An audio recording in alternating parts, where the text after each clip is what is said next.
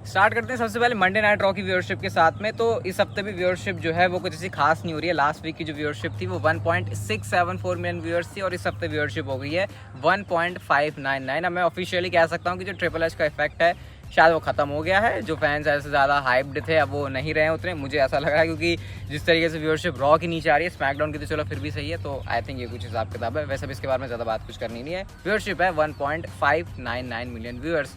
Next guys हम लोग rock के बारे में बात करते हैं। तो हम बताते हैं अपने आप को कि हम 14 साल से फ़ैन है, 15 साल से फ़ैन है, लेकिन रॉक ने विश किया, जन्मदिन की बधाइयाँ दी एक ऐसी WWE फ़ैन को जिनकी एज है 103 यानी कि 103 साल। आप ये रॉक का पूरा ये ट्वीट वगैरह देख सकते हो जहाँ पे वो जो है उनको विश कर रहे हैं उनके जन्मदिन को। और मतलब ये 103 साल ये कुछ ज़्यादा ही है। मतलब रॉक उनकी ना वो जो है यहाँ पे ग्रैंड माँ, उन्होंने रॉक की एक्शन फिगर को भी पकड़ा हुआ और वो दिखा रही हैं। तो 103 साल में पता नहीं मतलब मेरे को तो ऐसा फील करने में नहीं आ रहा कि 103 साल का कोई, पहले तो जीना मुश्किल है, ऊपर से फिर रेसलिंग के लिए इतना पैशनेट होना कि वो रॉक की एक्शन फिगर लेके, मतलब उनके अंदर क्या वो बच्चा होगा मेरे को अभी भी लगता है कि शायद मेरे अंदर वो बच्चा अब नहीं है, लेकिन इनको देख के तो भाई एक अलग ही सी है ना, ऐसे इंस्पिरेशन सी मिल रही है कि एज सच में एक नंबर ही होता है। क्योंकि इस एज में रेसलिंग का फ़ैन होना है, ऐसा स्पोर्ट, मतलब समझ रहे हो आप क्या कह रहा हूँ मैं, ऐसा स्पोर्ट जहाँ पे बहुत फिजिकल ऐसा हमको एक्शन देखने को मिलता है, उसमें फिर ये ऐसे रॉक की फ़ैन है। वैसे ये सिर्फ रेसलिंग की वजह से नहीं है, ऑब्वियसली हॉलीवुड का भी करियर है उनका,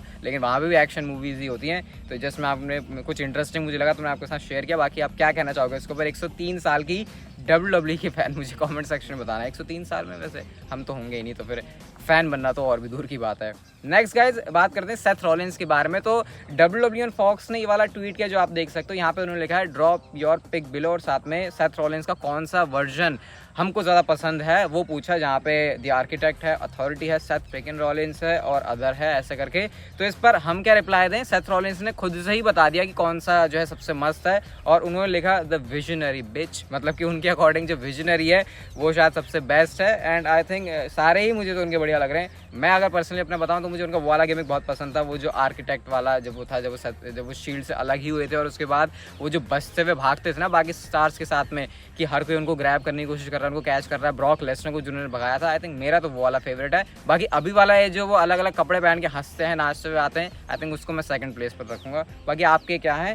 सेथ रॉलिंस का तो विजनरी है, उन्होंने खुद से इस बात को बता दिया। नेक्स्ट गाइस बात करते हैं ऐसी चीज़ के बारे में जो कि जिसने मेरे को सरप्राइज कर दिया, और वो ये है कि ड्रू मैकिंटायर मर्चेंडाइज पर नंबर 1 पर हैं 2 हफ्ते पहले। अब क्या हुआ देखो, 2 हफ्ते पहले आपको बताइए क्लैश एट द कैसल का पूरा ऐसे हाइप पे था, शायद उसकी वजह से हुआ, लेकिन Drew McIntyre number 1 merchandise seller बने। किसको पीछे छोड़ के? रोमन रेंस और उनकी पूरी की पूरी ब्लड लाइन को, जो कि आई थिंक बहुत बड़ी डील है। वैसे तो हम ये कहते हैं कि हाँ, अगर किसी सुपरस्टार की मर्चेंडाइज बिक रही है तो उसका मतलब कि वो सुपरस्टार जो है वैल्यू करता है WWE के लिए, उसका स्टॉक हाई जाता है। हालांकि रूस से मीरो के केस में वो नहीं हुआ था, वही मैंने एक एक्सेप्शन देखा था। आई थिंक इतना, वैसे तो होंगे ही और भी ज़्यादा बेचने वाले, लेकिन रूसेफ का वो कुछ ज़्यादा ही था कि इतना ज़्यादा होने के बावजूद भी कुछ नहीं हुआ उनका। तो डेव मेल्जर ने इस बात को बताया कि ड्रू मैकिंटायर नंबर 1 पर थे 2 हफ्ते पहले। तो ये चीज़ को भी आप सीरियसली कंसिडर कर सकते हो कि बिग डील है ड्रू मैकिंटायर। सिर्फ ऐसा नहीं है कि उनको पुश किया, उनको मेन लेवल पर डाला, एक्चुअल में उन्होंने जब वो चीज़ की तो फैंस ने भी उसको अच्छी तरीके से रिसीव किया। लेकिन हाँ, फिलहाल के लिए रोमन रेंस और उनकी जो पूरी ब्लड लाइन है वो नंबर 1 पर है मर्चेंडाइज सेल करने में। मर्चेंडाइज से भी मुझे IWF याद आ गया। नेक्स्ट एक्सट्रीम रूल्स के ऑड्स मैं आपको बताता हूँ। तो सबसे पहले बात करते हैं स्मैकडाउन वुमेन्स चैंपियनशिप के जो ऑड्स हैं। रोंडा राउसी लिव मॉर्गन का मैच है, तो ऑड्स ऐसा क्यों बता रहे हैं कि रोंडा राउसी की जो चैंपियनशिप है वो, मतलब रोंडा राउसी के पास चैंपियनशिप आने वाली है, क्योंकि लिव मॉर्गन इस मैच में जीतने के लिए फेवरेट नहीं है, फेवरेट है रोंडा राउसी। इसके बाद रॉ वुमेन्स चैंपियनशिप का मैच बियांका बिलेयर और बेली, तो यहाँ पे बियांका बिलेयर ही फेवरेट है, रोंडा राउसी वहाँ पर चैंपियनशिप जीत रही हैं। ये थोड़ा सा सरप्राइजिंग है क्योंकि लिव मॉर्गन ने अभी कुछ ऐसा किया नहीं मेरे ख्याल से एज चैंपियन, भले उनको थोड़ा टाइम जरूर हो चुका है, लेकिन ट्रिपल एच ऐसे बंदे हैं जो कि शायद टाइम देते हैं चैंपियन को, उनको बनाने में, उनको बिल्ड करने में, तो थोड़ा सा अजीब लग रहा है। तो शायद ऑब्वियसली ऑड्स हमेशा सही नहीं होते, चेंज भी हो सकते हैं, या फिर ऑड्स के अगेंस्ट में हम लोगों ने बहुत सारे रिजल्ट्स देखे हैं। इसके बाद फाइट पिट जो मैच है रिडल और सेथ रॉलिंस का, डैनियल कॉर्मियर यहाँ पर स्पेशल गेस्ट है।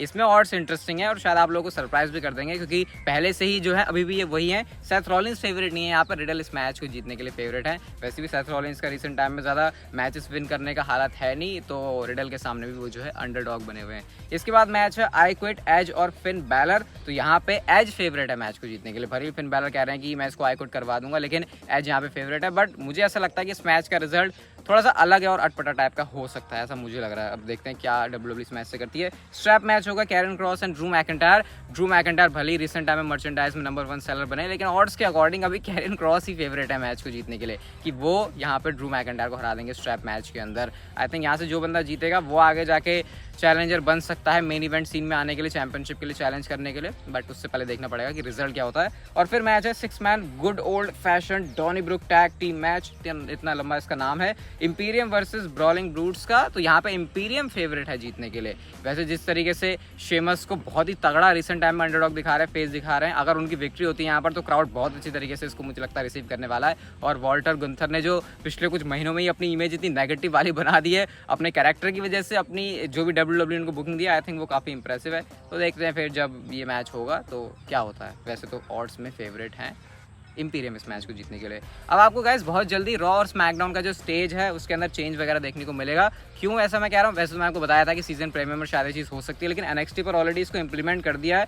आप देख सकते हो यहाँ पर जो लुक एंड फील है एरेना का वो चेंज है। और ये इस पिक्चर के अंदर आप लोग देखो, ये लेवल अप से है जहाँ पे WWE लोगो है बीच में, और वैसा ऐसा सा बना हुआ है जैसे कि टनल से बाहर निकल रहे हैं। तो इससे क्लियर है कि जब ये NXT के अंदर कर रहे हैं तो डेफिनेटली रॉ स्मैकडाउन के ऊपर भी करेंगे। और क्योंकि सीजन प्रीमियर में WWE कुछ ना कुछ नया लुक एंड फील लाने की कोशिश करती है, तो आई थिंक उस हिसाब से भी ये चीज़ सही है। अब स्टेज डिज़ाइन कैसे होंगे रॉ स्मैकडाउन के, उसके बारे में फिलहाल कुछ भी ऐसा अपडेट नहीं है, बट चेंज होगा एंड शायद रॉ के सीजन प्रीमियर में हो सकता है नेक्स्ट स्मैकडाउन और उसके बाद नेक्स्ट मंडे नाइट रॉ। वैसे दोनों ही शोज़ काफ़ी बड़े हैं क्योंकि काफ़ी बड़े बड़े मैचेस और बड़ी थिंग्स भी एडवर्टाइज हैं दोनों वीकली शोज़ के लिए।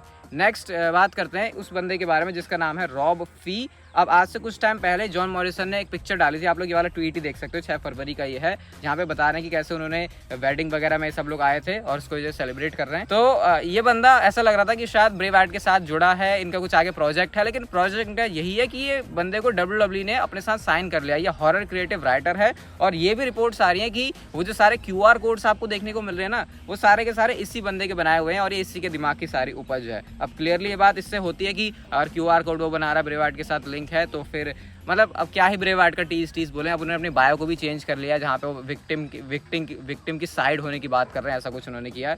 तो यही है भाई, अब तो पता ही है ब्रे वाइट आ ही रहे हैं, उसमें अब ज़्यादा क्या ही कमेंट करें, बट देखते हैं वो जगह कौन सी होती है। फाइटफुल सेलेक्ट के अकॉर्डिंग ब्रे वाइट ही वो बंदा है और एक्सट्रीम रूल्स के अंदर आपको इन सम वे किसी ना किसी तरीके से ब्रे वाइट रिवील होंगे एज वाइट रैबिट। क्या अटेंडेंस में होंगे, क्या इन पर्सन होंगे, या वीडियो के थ्रू होंगे, इस बात के ऊपर अभी कोई कंफर्मेशन नहीं है। नेक्स्ट वीर महान, अभी हमने देखा ही था रिसेंट में कि कैसे WWE जो है वीर महान को काफ़ी तगड़ा दिखा रही है, स्पेशली विंस मैकमैन के आने के बाद, मतलब विंस मैकमैन के टाइम में। उसके बाद ट्रिपल एच आया तो हमने देखा कुछ मामला फीका हो गया, और फीका होने का मतलब ये नहीं था कि ट्रिपल एच को वीर महान पसंद नहीं है, उन्होंने NXT लाइव इवेंट में उनको लेकर आए और गाइस अब NXT के ऊपर ही वो सांगा के साथ उनको पेयर कर दिया, जैसे हिंदू शेयर की पहले टीम बनाई थी वैसा ही सीन हो गया है। हालांकि वीर महान अभी यहाँ पे फिलहाल सूट बूट में आए थे, जैसे कि हमको पहले भी देखने को मिलते हैं। तो कुछ जो विंस मैकमैन करना चाह रहे थे उससे अलग ही कर दिया है पूरे ट्रिपल एच ने, एंड आई थिंक सही भी है। अगर टैग टीम बना के हमको एंड में क्या चाहिए कि जो अपने इंडिया के सुपरस्टार से वो अच्छा करते हुए टेलीविजन पर आए, ये भी नहीं कि ज़बरदस्ती कोई किसी के अंदर पोटेंशियल नहीं है तो उसको कर रहे हैं। लेकिन हाँ, वीर महान और सांगा के अंदर वो चीज़ भर भर के दिखती है मुझे, और टैग टीम शायद अगर साथ में चलेंगे तो बेटर हो सकता है। बट हाँ, मैं ये भी क्यूरियस था एक टाइप से जानने के लिए कि